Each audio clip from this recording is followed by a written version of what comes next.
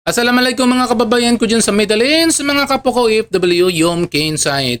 Bago po natin panoorin po yung napakamalaking rally po dyan sa EDSA kasi nga ayon po sa mga kritiko, may posibilidad po na magdeklara ng martial law si Marcos Jr. dahil sa nangyayaring kaguluhan po dyan sa EDSA hanggang ngayon po. Pero bago mo natin panoorin po dyan, isa mo nang subscribe dyan at like sa akin channel po. So balikan po natin po yung mga litanya at mga salita na sinabi ni Amy Marcos dyan po sa INC kahapon po na sinabing talagang bangag na bangag si Marcos Jr. Di ba? Nakakatawa pa isang kapatid sinabi niyang bangag na bangag kasi marami talagang nalalaman si Amy Marcos na nangyayari talaga sa gobyerno. Ito na po. Panoorin po natin. At napakahirap na walang alam. Pagkat itong gobyerno ay bangag! Walang malay! Nagkukunwaring hindi nakikita ang 10 ton na ebidensya. Ang dose-dosenang O di ba mga kababayan ko? Di ba? Harap-harapan talagang sinabi ni Amy Marcos na talagang ang administrasyon na to ay bangag. Which is totoo naman. Kasi nga kung titignan niyo mga kababayan ko, bagsak na talaga yung sorbi ni Marcos. Di ba naging negative na ngayon? Negative 13, galing sa negative 15, ngayon negative 13 yata. Ngayon, so ibig sabihin marami pong mga sambayan ng Pilipino na hindi na pumapabor sa ngayon sa kasalukuyang administrasyon kay Marcos Jr. So anong nangyari ngayon? Naglunsad ngayon ng INC ng rally. Pero yung pumunta po dyan mga kababayan ko, hindi lang po lahat po dyan mga INC yun. Ayun po kay Rowena Guanzon, ang pumunta daw dyan sa rally ay may mga Katoliko at iba-iba pong sikta o relihiyon na pumunta dyan, pati mayroong mga privado o kanya-kanyang pong mga pananaw sa buhay na hindi na sila pumapabor sa kasalukuyang administrasyon. So pero ayon po sa isang kritiko ni Marcos Jr., may posibilidad po na magdeklara po ng martial law si Marcos Jr. sa nangyayaring kaguluhan po ngayon sa bansa natin po, sa bansang Pilipinas po. Kaya sa sobrang dami na to, hindi daw nila alam kung hanggang kailan matatapos to yung rally na to kasi nga ilang libo na talagang pumupunta diyan sa kalsada. Kaya panoorin po natin po yung sinasabi ng isang kritiko kung hanggang saan talaga to, hanggang saan po ang magiging rally nila o hanggang magdeklara na talaga ng martial law si Marcos Jr. Ito, panoorin po natin. Walang patupik-tupik na, panoorin po na natin kaagad.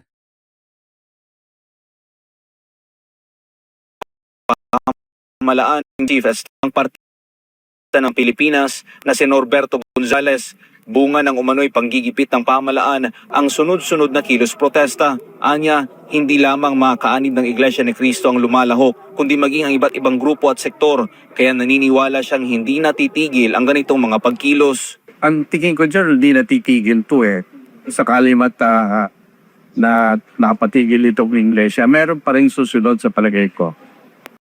Oh, di ba narinig nyo? Hindi na yata matitigil daw yung rally na to Ito yung pinanggalingan po to, yung dahil uhulihin na this week si Marcolita, di ba? Dahil sa kasong plunder.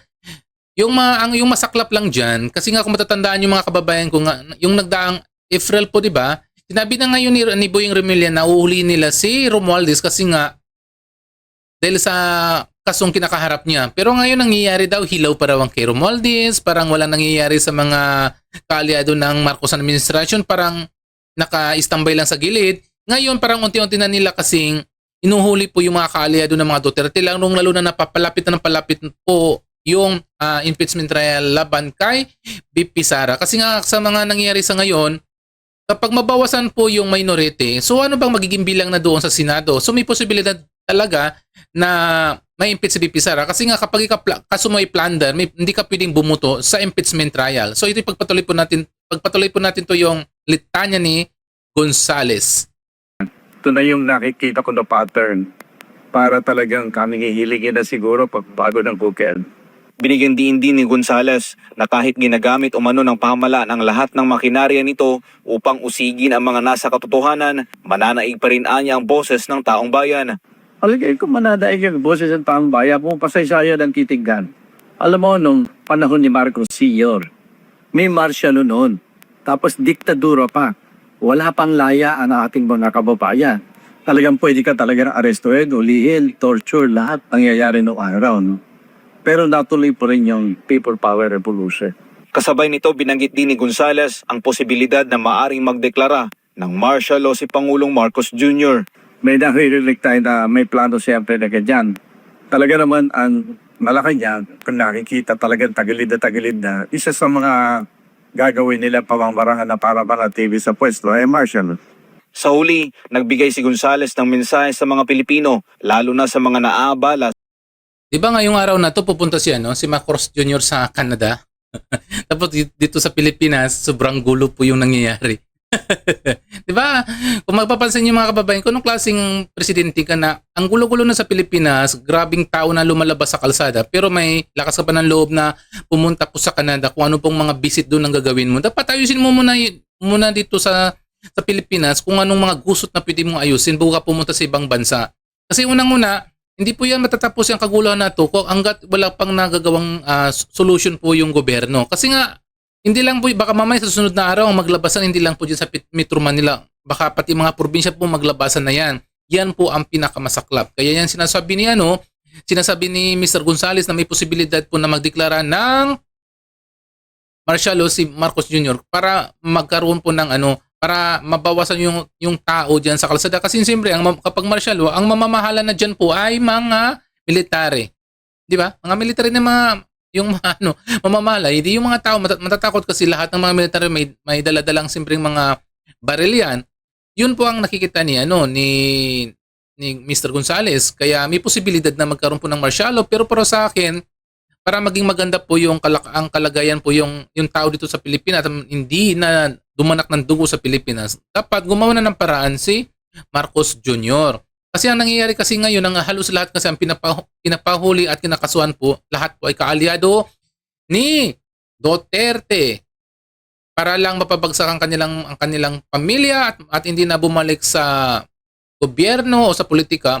Unti-unti nilang binabagsak yung gobyerno. Kawawa naman ang bansang Pilipinas. Bagsak na nga yung ekonomiya, bagsak na bagsak pa rin yung mga bilihin. Wala na yatang nangyayari na mabuti dito sa sa Pilipinas na mga pagbaba ng mga bilihin. Kasi alos buwan-buwan tumataas po yung gasolina, bababala ng kaunti, tataas naman ng gasolina, di ba? Ang hirap kaya yan ng ganun. Ang tinatamaan po talaga yun yung mga tao sa mga laylayan po. Kaya yan talagang totoo ang sinasabi ni Mr. Gonzales na may posibilidad na magdeklara ng martial law si Marcos Jr. sa mga kilos protesta. Mga kababayan natin, alam nyo, akala nyo lang aba nila. Pero ang isipin natin, yung damage, yung pagkasira ng nabukasan natin. At pagka ito, mahanap po rin natin araw nasisira yan dahil sa laki ng pagnanakaw. Nakikita naman natin ang mga pagkilos ngayon ay patungo sa nais nila na baguhin itong prevailing situation natin. Abay, kung talaga bang magsasaksi at marami rin yung pagsilos para mabago ang gobyerno at mabawasan o mawala ng pagnanakaw, napakalaking gaan sa buhay natin yan at napakaganda niyan sa kinabukasan natin. Kaya kung naabala kayo, huwag nyo masamain yan. Unawain natin yan. At kung Kasi nga mga kababayan ko, yung pagkilos protesta po yan ay nakakano. Isang magandang tulong po yan sa mga kapwa nating kababayan para mabigyan po ng hustisya yung sa flood control anomalya. Tignan mo ilang trilyon nawala pero hindi nila binibigyan pansin yun. Parang wala silang hinahanap na mga malalaking isda para ikulong. Ngayon ang binabakbakan nila ngayon, yung tungkol po sa mga ibang usapin, papailan nilang kaso yung mga tao, mga senador na hindi nila kaalyado. Pero which is yung totoong sakit ng lipunan talaga, hindi nila binibigyan ng pansin. Yun po ang nakakadismaya. Kaya hindi natin masisisi na yung mga tao po ay pumunta na sa kalsada at pagsigawan po na magkaroon na ng magandang pamumuno dito sa Pilipinas. Hindi po natin mapigilan yan kasi nga sigaw na talaga yan ang damdamin ng mga kapwa natin Pilipino. Lalong-lalo po sigaw pa rin yan ng mga OFW kasi nga unang-una, ang laki po ang pinapadala ng mga OFW. Pero ang nangyayari, napupunta lang sa bulsa ng iilan. Kaya yan muna mga kapwa ko OFW, yan muna. Sa mga hindi pa dyan na nakasubscribe sa akin, please subscribe my channel and likes. Sa ngayon, masalam.